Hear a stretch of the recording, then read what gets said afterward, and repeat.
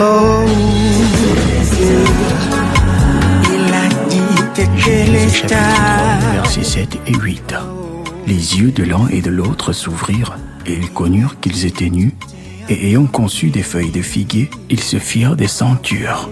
Alors ils entendirent la voix de l'Éternel Dieu qui parcourait le jardin vers le soir. Et l'homme et sa femme se cachèrent loin de la face de l'Éternel Dieu, au milieu des arbres du jardin. Yes.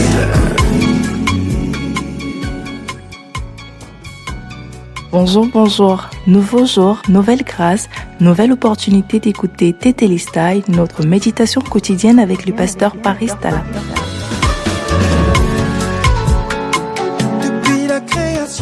Quel réel plaisir encore pour moi ce matin, chers auditeurs de Tétélistai, de pouvoir vous retrouver afin que nous méditons ensemble. Alors je suis très reconnaissant à Dieu qui nous donne encore la vie, la santé et qui nous permet comme ça tous les matins de pouvoir méditer ensemble la parole de Dieu. Nous sommes toujours dans la logique de notre thème général, la différence entre la religion et l'évangile. Et nous sommes dans le sous-thème cette semaine, comment est-ce que la religion définit et voit le péché, comment est-ce que l'évangile nous définit lui le péché et comment vivre ces choses, bien aimés. Alors, ce matin, nous sommes dans le livre de Genèse. Vous savez, depuis hier, nous avions vu à quel moment Adam a péché. Ce n'est pas au moment où elle a pris le fruit défendu, elle a mangé. C'est au moment où elle a accepté la parole, elle a accepté la pensée de Satan. Quand cette pensée a pris vie dans son cœur, elle a juste manifesté la pensée qu'on avait mis en elle. Ça veut dire quoi, bien aimé? Prendre le fruit défendu et manger n'était que le résultat du péché qui était déjà en elle. Ce n'est pas le fruit défendu qui était en lui-même le péché, mais c'est la parole, la pensée de Satan qui était le péché, bien aimé. Alors, voilà pourquoi le péché n'est pas l'acte que nous commettons. Du coup, nous avons dit la religion définit le péché. C'est ce que tu dois retenir, chers auditeurs. La religion ou les religieux définissent le péché comme étant l'acte que nous commettons. Pourtant, ce n'est pas l'acte. L'acte n'est que le résultat. L'acte n'est pas, bien-aimé, en lui-même le péché. J'espère que vous pouvez comprendre aussi, bien-aimé, que ce n'est pas au moment où je pars commettre l'adultère que j'ai péché. Bien-aimé, si je pars commettre l'adultère, ça veut dire que la pensée, le cœur de l'adultère était déjà assis en moi, ça a déjà pris vie. Je ne pars que manifester quelque chose qui est déjà dans mon cœur. Alors même si je ne passe pas à l'acte, ça ne veut pas dire que je n'ai pas péché. Donc même si Ève ne prenait pas le fruit défendu, même si Ève ne mangeait pas le fruit défendu, elle avait déjà péché quand même. Vous comprenez? Donc maintenant, parce qu'elle a péché, bien aimé, parce que Ève a mangé le fruit défendu, la Bible dit que les yeux de l'un et de l'autre s'ouvrirent.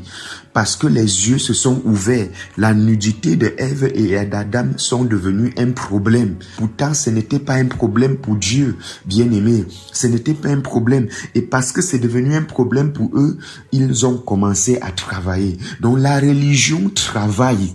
La religion dit, je ne me laisse pas faire.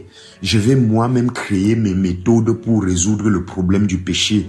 Donc parce que les religieux définissent le péché comme étant l'acte que nous commettons, du coup la religion et les religieux travaillent pour que cet acte cesse. Donc même si je ne passe plus au lit pour l'adultère ou la fornication, le mensonge, la haine, même si ça reste dans mon cœur, il n'y a pas de problème. Mais pourvu que je ne passe pas à l'acte, voilà ce que la religion essaie de cultiver comme cœur dans ses adeptes.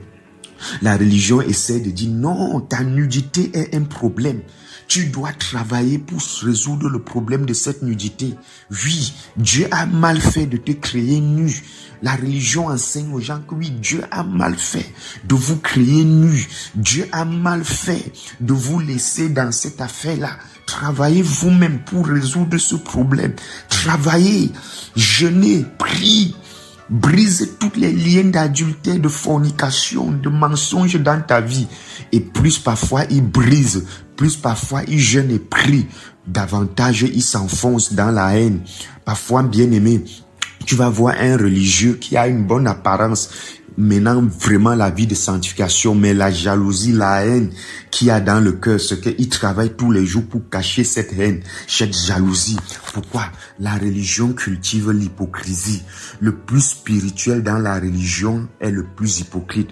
Or, quand tu es très hypocrite dans la religion, on dit que tu es très spirituel. Donc, fais tout pour montrer aux gens. Le pasteur doit faire tout pour montrer aux gens qu'il est quelqu'un qui n'a aucune faiblesse, il n'a aucun manquement. Lui, il est très saint.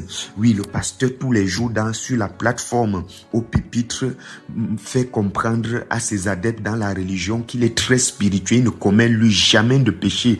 Même la haine, la jalousie, il ne passe pas à côté de lui. Et du coup, ses adeptes se sentent très inférieurs et voient un pasteur qui est comme un ange. Et eux, ils sont comme des démons. Et à la fin maintenant, si un jour ils remarquent une faiblesse, le pasteur fait quelque chose, pour eux c'est un scandale, c'est un scandale. Oui, bien aimé, pourquoi? Parce que le pasteur doit travailler tous les jours pour couvrir sa nudité, couvrir ses faiblesses. Parfois, s'il a les convoitises, parfois même s'il drague une fille à l'église, il doit tout faire pour cacher, bien aimé. Il couvre ça très bien. Et puis, il paraît être un ange, bien aimé. C'est ça. Voilà pourquoi, bien aimé, la Bible dit, ils entendirent la voix de Dieu et qui parcourait le jardin vers le soir, et l'homme et la femme se cachaient loin de la face de Dieu. Pourquoi Adam et Ève se cachent? Pourquoi? Parce qu'ils estiment que non. Alors qu'ils ont couvert leur nudité, en réalité, ils ne devaient pas se cacher parce qu'ils ont couvert leur nudité. Mais pourquoi ils peuvent se cacher? C'est parce que, bien aimé, même les feuilles de figues qu'ils ont cousues pour couvrir leur nudité, ils savaient en eux-mêmes que ce n'était pas ça la solution. Oui, malgré le fait que tu as une bonne apparence de saint, malgré le fait que tu parais très saint devant les gens et que tu ne pèches jamais, mais au fond de toi, tu dis toujours que tu es pécheur. Pourquoi? Parce que toi-même, tu sais que même si tout le monde entier te voit comme un saint, toi-même, tu connais les pensées, toi-même, tu connais le cœur que tu as, toi-même, tu connais les choses que tu fais dans le secret, les raisonnements, les pensées, les convoitises. Toi-même, tu vois les femmes que tu convoites, même parfois les sœurs que tu convoites et les frères que tu convoites à l'église. Toi-même, au fond de toi, tu sais que même comme tu as couvert ton apparence là, au fond, tu es pourri.